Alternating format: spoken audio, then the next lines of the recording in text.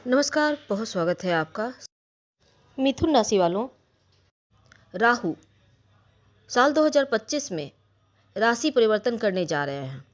राहु एक छाया ग्रह है और छाया कभी साथ नहीं छोड़ता। छाया को देखकर कभी डर लगता है, कभी भ्रम भी होता है, और राहु भी उसी तरह के ग्रह है। तो राहु जिस भाव में आकर बैठ जाते हैं, गोचर में जब वो राशि परिवर्तन होते हैं, जब वहाँ पर आके बैठ जाते हैं, तो वहाँ से आपकी इच्छाओं को भी जोड़ देते हैं, इच्छाओं को भड़काते हैं। इच्छाओं की पूर्ति का कारक माने जाते हैं राहु। राहु इसी कारण से भय भ्रम के भी कारक कहे जाते हैं। वैसे 2025-26 में बड़े बड़े परिवर्तन होगा, लेकिन राहु जो हैं, आप मिथुन राशि वालों, आपके लिए राहु का जो प्रभाव है, ये समझिए कि राहु शनि को अपना गुरु समझते हैं, और शनिदेव जो हैं कलयुग के राजा हैं, और राजा और जो राहु हैं दोनों एक साथ भी आएंगे 2 महीने के लिए। तो दसम भाव करियर का भाव को छोड़कर जब आपके भाग्य भाव नवम भाव में आएंगे, तो ज्योतिष की माने तो दसम भाव के राहु को अच्छा माना गया है, जो अभी आपके लिए 18 मई तक रहेंगे। और यहाँ पर शनिदेव 29 मार्च को प्रवेश करने वाले हैं। तो 29 मार्च तक राहु शनि का साथ जब 50 योग बनाएगा, तब इसका प्रभाव आपके ऊपर क्या होगा ये भी हम बताएंगे। अब देखिए, राहु ठीक दसम भाव में करियर के स्थान में है फिलहाल वर्तमान में। और राहु के अंदर दो बातें हैं, एक तो आपकी इच्छाओं को भड़काते हैं, दूसरा इच्छाओं के अनुसार काम भी करते हैं, और करियर को एक आपके जो सपने हैं वहाँ तक पहुँचाने का आपके अंदर जुनून भी पैदा करते हैं। अब आपके जो अगर आप के जो घर वाले हैं वो भी आपको सपोर्ट करते हैं, बाहर वाले भी करते हैं, लोग कर्तव्य मानकर आपका सपोर्ट करने लगते हैं जब राहु आपकी इच्छाओं को पूर्ति करने पर आता है तब। तो करियर के मामलों में तो बढ़िया है, लेकिन एक चीज़ है कि आपके अंदर थोड़ा भ्रम देंगे राहु, थोड़ा भय देंगे, अनायास ही ये स्थिति हो सकती है। तो दसम भाव पर राहु का वर्तमान में अधिपत्य है, साम्राज्य है, लेकिन वो आपके नवम भाव में आएंगे। तो राहु जाते हुए बड़े बड़े परिणाम देंगे। क्या देंगे? देखिए, सबसे पहली बात, 18 मई 2025 को राहु जैसे ही आपके दसम भाव को छोड़कर अगले 18 महीने के लिए 5 दिसंबर 2026 तक 1.5 साल का जो वक्त है राहु का, आपके नवम भाव में रहेंगे। अब राहु जहाँ बैठते हैं उसी को अपना साम्राज्य, अपना राज्य बना लेते हैं, समझने लगते हैं, और वैसा ही फल देते हैं। तो राहु केतु एक ऐसा ग्रह है जो सदैव वक्री चलते हैं, यानी पीछे की ओर। अब भाग्य के घर में जब राहु आएंगे, तब कुछ ऐसे कार्य करवाएंगे कुछ ऐसे कार्य होंगे जिसमें अड़चन भी आएंगी, तो भी राहु बैलेंस करके आपको उन कार्यों को पूरा करवा देगा। राहु नवम भाव पर आते हैं और 18 मई से लेकर दिसंबर 2026 तक यहाँ रहेंगे। तो भाग्य का साथ मिलेगा। राहु को किसी भी राहु जब देता है तो किसी भी चीज़ को 10 गुना बढ़ा देता है, भड़का देता है। राहु का मतलब है जो भाग्य है उसको 10 गुना तेजी से आपको देगा, या 10 गुना भाग्य में वृद्धि कर देगा। राहु का मतलब ही यही होता है, क्योंकि पाना हर कंडीशन में, चाहे वो कुछ भी हो जाए, राहु आपको देगा ही। तो राहु के अंदर ये जुनून है कि आपको दे रहा है तो देगा, चाहे राहु कैसे भी मैनेज करे, पर आपको देगा, बढ़ोतरी करेगा। अब भाग्य के घर में आएंगे तो भाग्य का बढ़ोतरी करेगा। पिता से संबंधी कोई प्रॉब्लम यहाँ पर थोड़ा आ सकता है, क्योंकि नवम भाव पिता का भी स्थान है। राहु बैठेंगे तो उनका ध्यान रखना होगा, उनके स्वास्थ्य का ख्याल रखना होगा, उनका केयर करना होगा, ये बहुत आवश्यक है।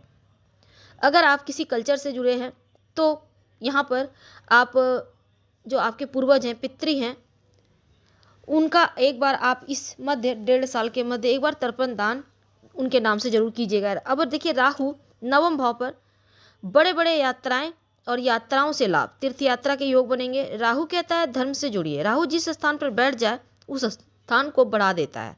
तो धर्म के स्थान पर धर्म के प्रति आस्था बढ़ेगी, आप स्पिरिचुअल हो जाएंगे, इस समय धार्मिक यात्राएं करेंगे। राहु गंगा स्नान को भी, यानी कि गंगा स्नान कराने के लिए भी राहु आपको प्रेरित करेगा। यानी एक बार गंगा स्नान जरूर कर लें, राहु का सुप्रभाव आपको मिलना शुरू हो जाएगा। नवम भाव पर राहु उपस्थित होना आपके सीनियर बॉस वगैरह से रिश्ते आपके बेहतर करेगा। राहु नवम भाव में होंगे तो इनकी दृष्टि पड़ेगी, 5वीं दृष्टि आपके राशि पर। अब देखिए, आपका साहस बढ़ेगा कई गुना, आपके अंदर जुनून पैदा करेगा। राहु आपको यहाँ पर ऐसा काम करवाएगा, यानी कि आपको बैठने नहीं देगा। राहु का जब सपोर्ट मिल जाए, राहु वो ग्रह है जो व्यक्ति को एकदम से राजा बना देता है रातों रात। शनिदेव भी राजा बनाते हैं, लेकिन शनिदेव धीरे धीरे व्यक्ति को आगे ले जाते हैं, पर राहु एकदम से छप्पर फाड़ सफलता देता है। तो राहु एकदम से दे सकता है, और राहु रातों रात आपको उन्नति भी करवाएगा और गिरा भी सकता है, इसलिए क्योंकि राहु भ्रम भी देता है।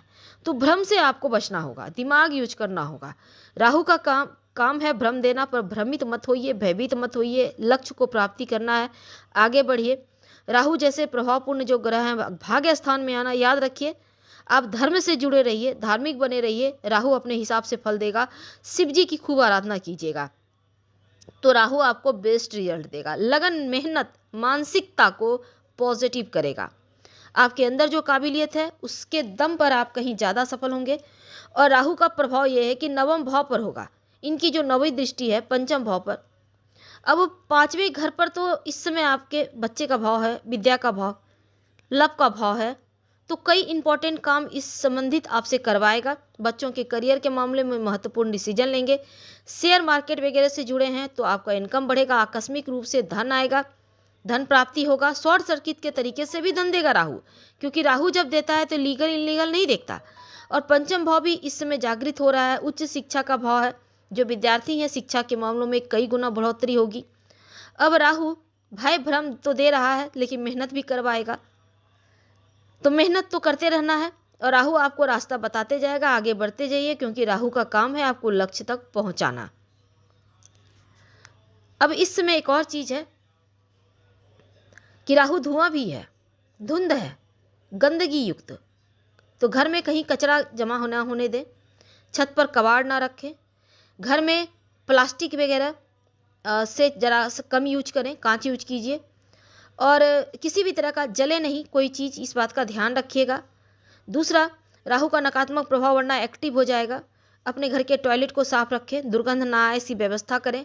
एक कांच की कटोरी में नमक रखें टॉयलेट में, हर महीने उसको टॉयलेट में फ्लश करें और फ्रेश एक रख दे कटोरी में, छोटा सा कटोरी लीजिएगा। आप चाहें तो घर में शुद्ध जो गोबर के उपले कंडे होते हैं उसका भी उसमें आप धूप वगैरह दे के जला सकते हैं। पॉजिटिव एनर्जी बनी रहेगी, बस नकारात्मकता से बचना है। और तक आपको पॉजिटिव जब तक एनर्जी नहीं मिलेगी, वाइब्रेशन नहीं होगा आपके पास, तब तक भाग्य का साथ कितना मिलेगा। इसलिए भाग्य का सपोर्ट चाहिए तो आपको प्रयास करना है कि आप साफ सफाई से रहें, हमेशा चमका कर रखें खुद को, अपने घर को, अपने टॉयलेट को खासकर।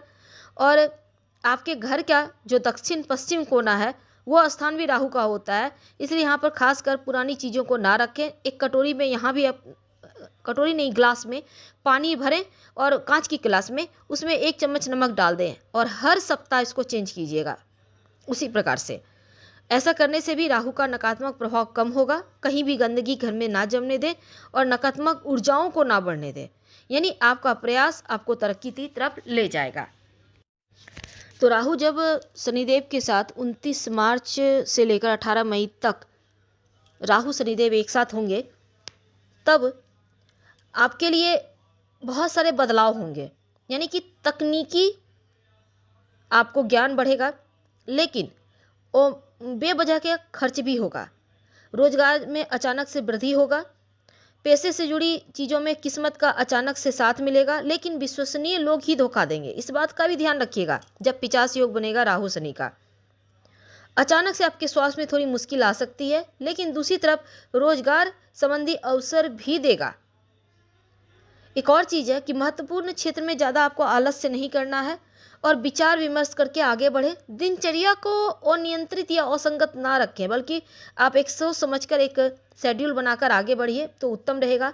अब चूंकि ये 50 योग बना हुआ है, राहु शनि बैठा है एक साथ आकर, तब देखिए 50 योग आपके लिए उतना हानिकारक नहीं है, लेकिन छोटी छोटी बातों पर आपका जो वक्त है बर्बाद ना करें और मेहनत से कमाए पैसों को बर्बादी कम से कम इन 2 महीनों में ना करें।